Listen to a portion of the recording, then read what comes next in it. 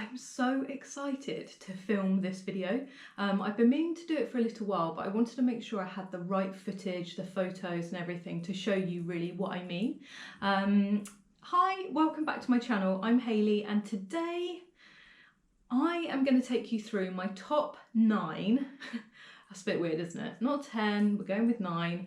I didn't want to force things in there just to make it a nice round number, so we're going with 9. Top 9 things to see and do in Bournemouth and the surrounding areas. I've lived in Bournemouth for coming up to 3 years now, and I'd like to think that I have made the most of it and been to a lot of different places. This video isn't going to be about Bournemouth nightlife. It's not going to be about where you can get the best happy hour, the best clubs. That isn't really me. This is more about where you can find a quiet beach in the height of summer, where you can get the best fish and chips, some of the coolest restaurants that there are around. Nothing too fancy. I'm quite chilled. I like beachy vibes, so this video is very much on those sort of lines. Some will be more obvious than others, but I would like to think that a few of them in there are sort of more local insiders tips. As always, if you find this video useful or interesting or helpful, please give it the thumbs up below, and I would absolutely love it if you subscribed. Anyway, let's get on with number 1 of my top 9 things to see and do in Bournemouth and the surrounding areas. So number 1 is actually before you even get here. It's a road that I would suggest you take. If you're coming from the east of the country into Bournemouth, I would suggest that you head through the New Forest. Come off at the M27 at junction 1, and that will take you onto the B3079. God, I'm going to start to sound like a travel report. The B3079 then leads into what I think is called Roger Penny Way. Roger Penny Way, it's quite a mouthful, which is the B3078. Basically, those two roads take you through some of the most beautiful countryside I have ever seen. So it winds its way through Fritham, God's Hill, all beautiful villages within the New Forest. And then it opens up entirely, and you've pretty much got 360-degree views across the New Forest. There are ponies on the sides of the road. You'll see cows, there'll be sheep with their lambs, depending on obviously what time you visit. It is absolutely stunning. It does take a little bit longer than the more direct route and the way your sat nav will probably take you, which is on the A338. That gets really busy. So if you're heading down of a weekend in the summer holidays on a sunny day, that road will be rammed. If you take those 2 roads that I've just mentioned through the New Forest, you'll find it a lot clearer. It may take a little bit longer, but honestly, it is worth it. You can also find there some great places to just park your car, take some photos for Instagram. It's very Instagrammable. You can also do some really nice walks that will take you past some country pubs that have got roaring fires. I can't really think about roaring fires right now. I'm so warm. It is stunning. So if you are coming from the east, I would advise to avoid the A338 and instead take junction 1 off the M27 and head through the New Forest. You honestly will not regret it. Number 2 is probably the most obvious of all of the places on my list. So when people think about Bournemouth or they think about Dorset, I think one of the first places that comes up is Sandbanks. So Sandbanks itself is probably most renowned for its crazy expensive houses and the celebrities that live in it. So Harry Redknapp is one of the most famous that lives on that stretch of road. If you watched I'm a Celebrity last year, where he kept on going on about this particular cafe he went to for breakfast, that's called the Caf. Opposite the main Sandbanks car park, next to Rick Stein's fish restaurant, and they do the most amazing hot chocolates. I can't believe it's about 30 degrees, and so far I've talked about roaring open fires and hot chocolates. It will be relevant at some point. They also do great jacket potatoes with loads of delicious fillings. So I would recommend, if you are in Sandbanks and you don't really want something really expensive, pop in there for some lunch, if you like Harry Redknapp. So the houses, which Sandbanks is most renowned for, quite a lot of them have a view of Sandbanks Bay to the front, and at the back they have a view out over the open sea.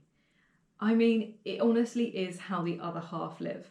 Just have a drive along there, check out what you can of the houses, gawp at them, think, which one would we buy if we won the lottery? So Sandbanks Bay itself, it's really popular with kite surfers, windsurfers, stand-up paddleboarders. There is so much to see.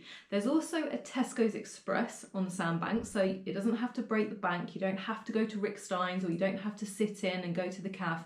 You could just get a picnic, so get some little picky bits from Tesco's, walk across the road and sit on the wall and just watch everything that's going on the water.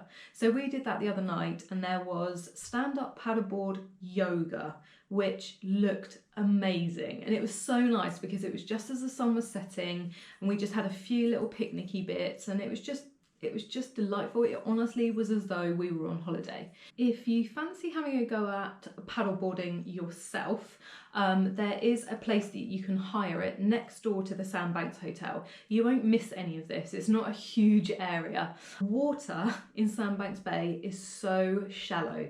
It's the perfect place to learn to paddleboard.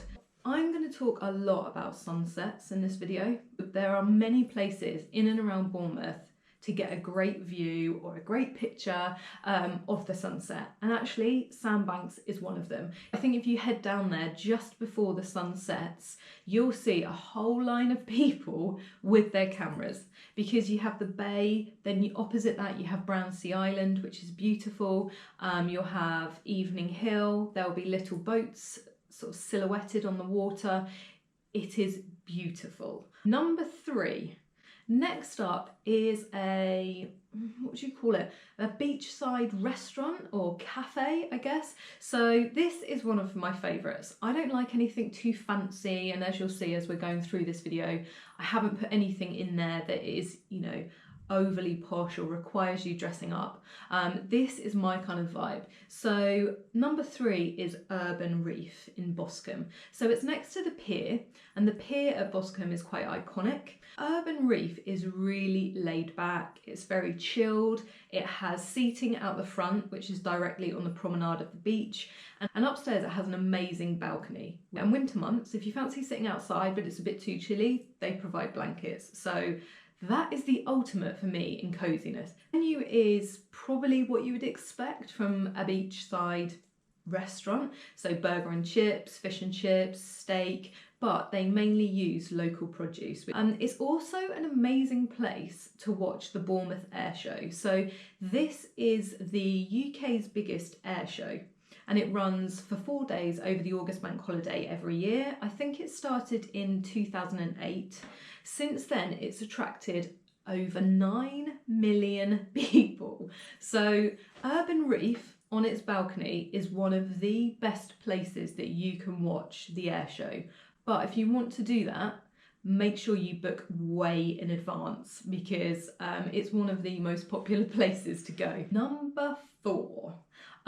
So I think that Bournemouth Beach is probably what Bournemouth is most renowned for. And I would say, if you're coming to this area, avoid Bournemouth Beach. Probably because of that reason that everyone thinks of Bournemouth Beach when it's a nice sunny day. It gets super crowded. If you've seen any of the Daily Mail on a hot summer's day, they will always picture Bournemouth Beach in and around the pier. And you can get a piece of sand to yourself. You're basically going to have to sit on the man's lap next to you, which some of you may like. I like way more space. If you're looking for quieter beaches, there are a couple that I can recommend. But firstly, a good rule of thumb is to basically try and avoid piers. So Bournemouth Pier, Boscombe Pier, anywhere around those piers will become really, really busy. The same for car parks. Now I know for people that have got children and you're having to lug a lot of stuff with you, you probably do want to drop down as soon as you reach the sand. If you can walk a bit further, you will get a lot more space and a lot less people. Chimes are also a good one to avoid. So whether that's Alum Chime, whether it's Branksome Chime, those also become really, really busy. Now, if you do want to find something a little quieter, I would suggest heading to Southbourne and the beach that runs along there all the way to Hengistbury Head. And Hengistbury Head is the most easterly point in Dorset, and I'll talk about that a little bit later. Those beaches there still have all the facilities that you'd need. So they've got toilets, they have showers, they have ice cream huts, but there's just so much more space because less people know about them. So Southbourne all the way along to Hengistbury Head is where I would suggest if you're looking for a quieter beach. Also, I would suggest Studland, which the best way to get there is from the Sandbanks ferry straight across. Again, I will talk about that a little bit later as that's one of my absolute favourite places. But Southbourne to Hengistbury Head and Studland, those are my 3 recommendations for trying to find a quieter beach. Number 5. Now, I don't think you can come to the coast without having fish and chips, but maybe that's just me. We've scoured around this area, testing out pretty much all of the fish and chip shops. It was a tough job, but someone's got to do it. And I think now we have found the best. TJ's in Lilliput, and Lilliput is next to Sandbanks, is, I think, personally, the best fish and chips that you can get in Bournemouth and the surrounding areas. TJ's wins for 3 reasons. 1, it's always piping hot. 2, you can put on your own salt and vinegar, which I like a lot of salt and vinegar. And 3, they do scampi, which is mine and my mum's absolute favourite. Now, the trick is with TJ's is to order your food in there, then pop next door to the Tesco's Express, get yourself a drink, maybe get yourself a little cheeky dessert, and then head back in, pick up your fish and chips and drive probably, I would say, 2 minutes drive up the hill to Evening Hill to watch what I think is probably the best sunset around. I know I told you I was going to talk about sunsets. Here I go again. They have picnic benches, which is great. It does get very busy on nice evenings. If you can't get one of those, as it does get quite busy, just make sure you pack a little picnic blanket in your car, then you're sorted. Number 6. I have actually mentioned this when I was talking about the quieter beaches, but Hengistbury Head is number 6 on the list. So this is the most easterly point in Dorset. It's basically a headland that sits between Bournemouth and Mudeford. Mudeford being one of my absolute favourite places. As you can see, this whole list is full of my favourite places. Okay, so I would advise basically following the cliff along the top where you get amazing views. Don't get too close to the edge is what I would say. And if you've got children, you might want to actually just walk along the beach and you'll reach Mudeford Spit. Now Mudeford's probably most famous for how expensive its beach huts are. So I think it was in the press just earlier this year for one having sold for £300,000. And you're not even allowed to use it like a house. You can't stay in it every night of the year, but I can kind of understand why they go for that amount. They are stunning. Not the beach hut necessarily itself, although some of them are very, very well done, but they have the most amazing views. One side looks over Christchurch Bay and you can see all the tiny sailing boats and Christchurch Priory at the end. And then the other side, you get to see open sea. Now, it's quite a long walk from Hengistbury Head to Mudeford. If you've got young children, you might want to make more of a fun thing of it and take the little land train that runs from the visitor centre at Hengistbury Head to the beginning of Mudeford Spit and is pretty reasonable. One way for an adult is £2.20 and one way for a child is 60p. I mean, what can you get for 60p these days? The other way that you can get there is to actually park at Mudeford where there is a car park and you can get, I think it's called the ferry, but I think that's quite an elaborate name for what is a very, very short piece of water. You could probably throw a stone from one side to the other, but there is a ferry that goes from Mudeford to Mudeford Spit.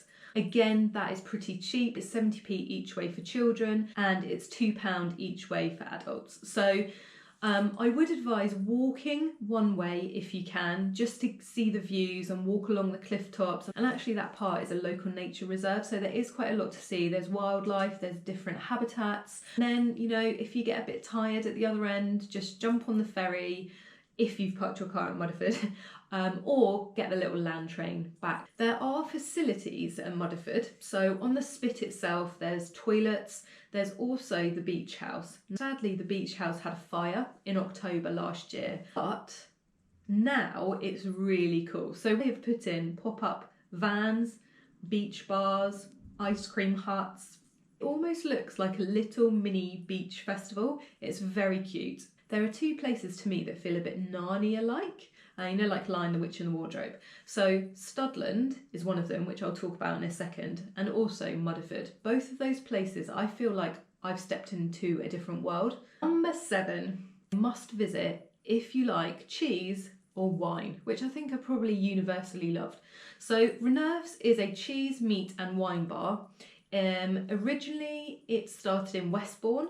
There's now one in Southbourne, there's one in Lyndhurst, and there's one in Wimborne. Don't worry if you're vegan, because they also have vegan boards. It's almost like a posh picnic. So we went the other night and we had they basically do sharing boards for the number of people that are in your party. So there was just 2 of us. We could choose 3 meats and 3 cheeses. Obviously, I was tempted to go for just a regular cheddar, but Michael was like, no, let's be a bit more adventurous. So we had some really delicious cheeses. It was like sitting down for a really posh picnic. I love that kind of nibbly, bitty foods. It's almost like a buffet, but it's set down in front of you. You don't have to bother to get up and put all of the little bits on your plate. It's often quite busy with groups, so if you are thinking of going, it is worth booking ahead. Number 8. Now I'm keeping with the food and drink theme here. Number 8 is the Cliff House in Barton-on-Sea. It's not in Dorset, but it's only about a 25-minute drive from Bournemouth itself, and it is definitely worth it. So it's a restaurant on the cliff top, as the name would suggest.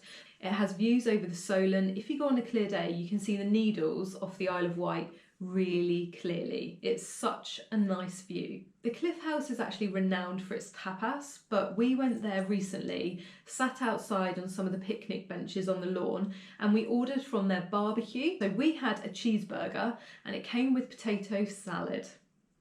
That is a winner in my mind. Anything that comes with potato salad has won my heart. Then we ordered a drink from the outside bar. We sat at the picnic table and it just felt like we were on holiday. And I feel like I'm saying that a lot throughout this video, but I think that's one of the things about living in this area. It does feel as though you're on holiday quite a lot of the time, especially when the sun shines and especially when the weather has been like it has been. So the Cliff House also has deck chairs outside. As I said, they've got picnic benches with umbrellas, and they also have a little balls area, which I think is a really cute touch. They also do free sunscreen. So once you've eaten your burger and you are full to bursting, you might want to walk it off. New Milton, which is where Barton-on-Sea is really pretty along the cliff top. Don't walk too close to the edge though, because the cliff is falling away at quite an alarming rate, to a point that some of the beach huts along there have been condemned. So just keep back from the edge. While you're there, you may see some of the parasenders. It's quite a popular place for them to go. So it's really nice to just sit on the lawn and watch them and think, you are mental. Brave, but mental. And finally, number 9. Last, but definitely not least. I've saved probably my favourite to the end. One of the beaches I mentioned earlier was Studland, and number 9 on my list is Studland. This for me is another Narnia spot. I feel when I step on the Sandbanks ferry, which takes you across to Studland, I feel as though I have stepped into another world. I feel as though I have left my worries behind. Studland sits on the opposite side to Sandbanks. You can get the chain ferry, which runs from Sandbanks to Studland. It's very quick, it's a very short piece of water. It's just a fun way to go. I mean, if you've got kids, they will love it. As this video goes up, it's probably worth noting that the Sandbanks ferry is actually out of action at the moment. So unexpectedly, it had to be taken off to be repaired, and it's not due, I think, back until the 12th of August. So if you are thinking about going in the next few weeks, I would definitely check the website before you head that way. Otherwise, you can drive round. It's not like it's cut off, it's not an island, but the nicest way to go, if you can, is by the chain ferry. I would suggest that you either cycle or drive.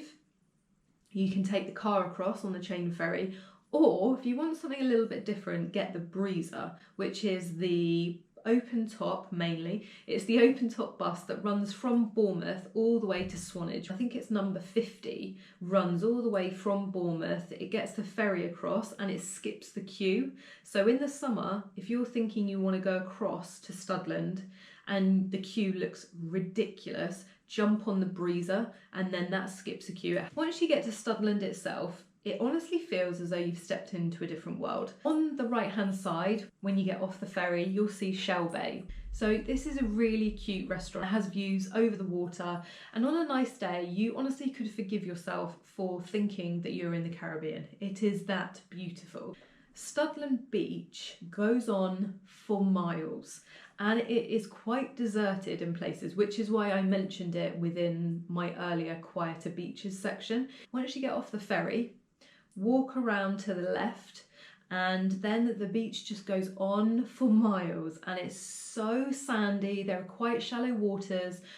One thing to bear in mind though, there is a nudist beach in the middle, so keep an eye out for signs. Be very aware of that, because otherwise all of a sudden, oh my god, things have taken a little bit of a turn. I would say, personally, I know Bournemouth gets voted best beach every single year in the UK, and it has again this year by TripAdvisor. But for me, I would say Studland is probably the best beach in and around Dorset, if not the UK. The why I suggested taking your car or cycling across is because probably 5 minutes drive from the ferry is the Pig on the Beach, one of quite a few pigs that there are dotted around the south of England. They are stunning. If you've ever been to Petersham Nurseries in Richmond, and now there's one in Covent Garden, think Petersham, but on a coastal, more chilled, cheaper, dare I say, I mean it's not cheap, but it's definitely cheaper vibe. So the Pig on the Beach is a muted yellow country house in beautiful gardens. It has a conservatory restaurant. You can get wood-fired oven pizzas from the little hut on the lawn, take it to your deck chair and basically just look out at the view. And the view is incredible. Looking back at Sandbanks, looking onto Bournemouth, and then to your right you have Old Harry Rock. Like I say this a lot, but it is stunning. You basically feel like you're winning at life when you're sat there. You feel like, yeah, doing all right for myself here. And it's not breaking the bank, but take all the photos you want because it probably looks as though you are. To me, the Pig is perfect. So it has a walled garden, it has a conservatory restaurant, it's got very much Petersham Nurseries vibes, food to die for. So those are what I consider to be the top 9 things to see and do in and around Bournemouth. Thank you so much for watching this video. If you enjoyed it, please give it the thumbs up below. It makes all the difference to me. And if you would like to subscribe, I would love you to join me. If you are coming to this area, all I can say is that you are in for a treat because there is so much here to see and do. You will not get bored. Kids will absolutely love it as well. If you have any questions about anything in my video or Bournemouth or the surrounding areas, I'm more than happy to answer those for you if I can. Just pop them in the comments below. And otherwise, thanks so much for watching and I hope to see you again soon. Take care.